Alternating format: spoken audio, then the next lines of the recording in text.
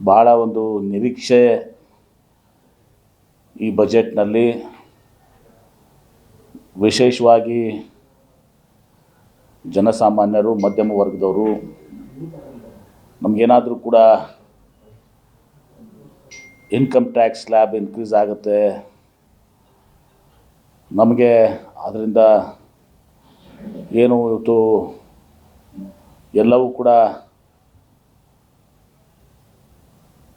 ದಿನನಿತ್ಯ ಬಳಸುವಂಥ ಪದಾರ್ಥಗಳು ಎಲ್ಲವೂ ಕೂಡ ಇವತ್ತು ತುಟ್ಟಿಯಾಗಿದ್ದಾವೆ ಅಂತ ಹೇಳ್ಕೊಂಡು ಏನು ನಿರೀಕ್ಷೆಯನ್ನು ಇಟ್ಟಿದ್ರು, ಅದು ಸಂಪೂರ್ಣವಾಗಿ ಇವತ್ತೊಂದು ದಿವಸ ಆ ನಿರೀಕ್ಷೆ ಹುಸಿಯಾಗಿದೆ.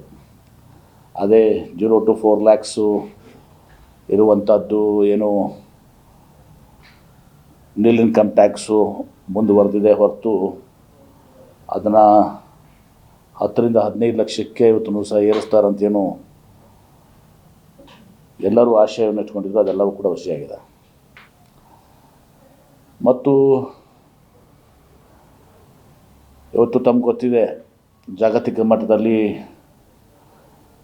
ವಿಶೇಷವಾಗಿ ಡಾಲರ್ ಮುಂದೆ ನಮ್ಮ ರೂಪಾಯಿ ಭಾಳಷ್ಟು ಕುಸಿದು ಇವತ್ತು 92 ರೂಪಾಯಿ ಅಷ್ಟುವರೆಗೆ ಬಂದಿದೆ. ಇದೇ ನರೇಂದ್ರ ಮೋದಿಯವರು ಹಿಂದೆ ವಿರೋಧ ಪಕ್ಷದಾಗಿದ್ದಾಗ, ಮುಖ್ಯಮಂತ್ರಿಗಳಾಗಿದ್ದಾಗ 2013-14 ಮುಂಚೆ ಮನಮೋಹನ್ ಸಿಂಗ್ ಅವ್ರ ಸಮಯದಲ್ಲಿ 48-52 ಆದರೆ ಡಾಲರ್ ರೇಟ್ ಇಷ್ಟಾಗಿದೆ, ಏನು ಇದೆಲ್ಲನೂ ಅಂಥೇಳಿ ಇವತ್ತು ದಿವಸ ಪ್ರಶ್ನೆ ಮಾಡ್ತು. 2 ಪಟ್ಟು ದಿವಸ ಆಗಿದೆ. ಮತ್ತು ತಮ್ಗೆ ಗೊತ್ತಿದೆ, ಸಾಲ ಮತ್ತಿದು ಬಾರೋವಿಂಗ್ಸು ಯಥಾಸ್ಥಿತಿ ಹೆಚ್ಚಿಗಾಗ್ತೋಗಿದೆ. ಇವತ್ತು ಪರ್ ಕ್ಯಾಪಿಟಾ GDP ನೋಡಿದ್ರು ಕೂಡ ನಾವು 136ರಿಂದ 146ನೇ ಸ್ಥಾನದವರೆಗೆ ಇದ್ದೀವಿ. ಒಂದು ಕಡೆ ನಾವು 3rd largest ಎಕಾನಮಿ ಆಗ್ತಾ ಇದ್ದೀವಿ, $5 ಟ್ರಿಲಿಯನ್ ಅದು ಹೋಗ್ತಾ ಇದ್ದೀವಿ ಅಂತ ಹೇಳ್ತಿದ್ವಿ. ಇನ್ನು ವಿಕಸಿತ ಭಾರತ 2047ರಲ್ಲಿ ನಾವು 10 ಟ್ರಿಲಿಯನ್ ಆಗ್ತೀವಿ, ಎಲ್ಲವೂ ಕೂಡ ಘೋಷಣೆಗಳಾಗಿ ಉಳಿದಿದ್ದಾವೆ. ಅದರ ಪ್ರಯೋಜನ ಇವತ್ತು ದಿವಸ ಯಾರಿಗೂ ಕೂಡ ಆಗ್ತಾಯಿಲ್ಲ. ಈ ಬಜೆಟ್ನಲ್ಲಿ ವಿಶೇಷವಾಗಿ ನಮ್ಮ ಕರ್ನಾಟಕಕ್ಕೆ ಬಹುದೊಡ್ಡ ಒಂದು ಅನ್ಯಾಯ ಅಂದರೆ, ಏನು ಇವತ್ತು ರೈಲ್ ಕಾರಿಡಾರ್ಸನ್ನು ಅನೌನ್ಸ್ ಮಾಡಿದ್ದಾರೆ,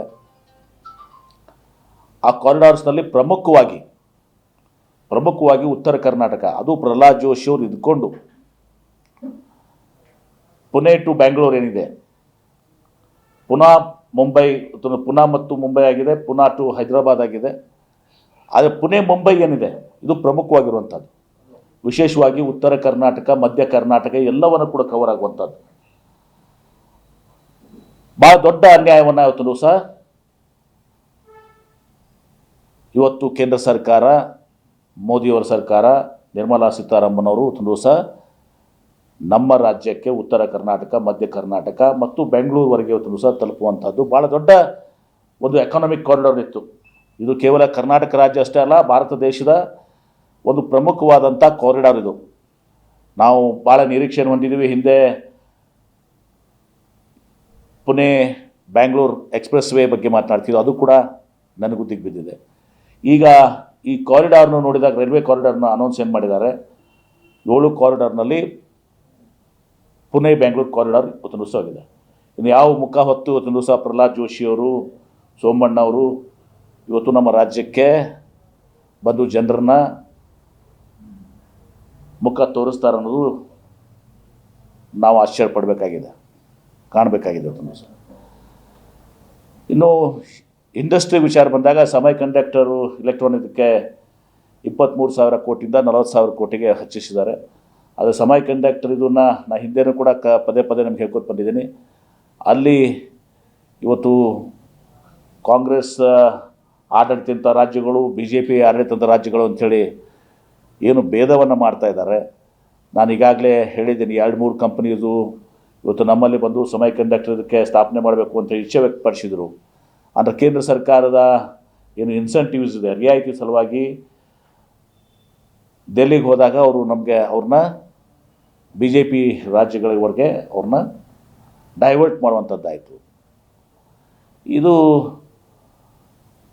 ಪ್ರಜಾಪ್ರಭುತ್ವ ವ್ಯವಸ್ಥೆಯಲ್ಲಿ ದೇಶದ ಹಿತದಿಂದ ಇವತ್ತು ಕಾಂಗ್ರೆಸ್ ರಾಜ್ಯ BJP ರಾಜ್ಯ ಅಂಥೇಳಿ ಏನು ಬೇರ್ಪಡಿಸ್ತಾ ಇದ್ದಾರೆ, ಇದು ಭಾಳ ಆತಂಕಕಾರಿಯಾಗಿದ್ದಂಥದ್ದು.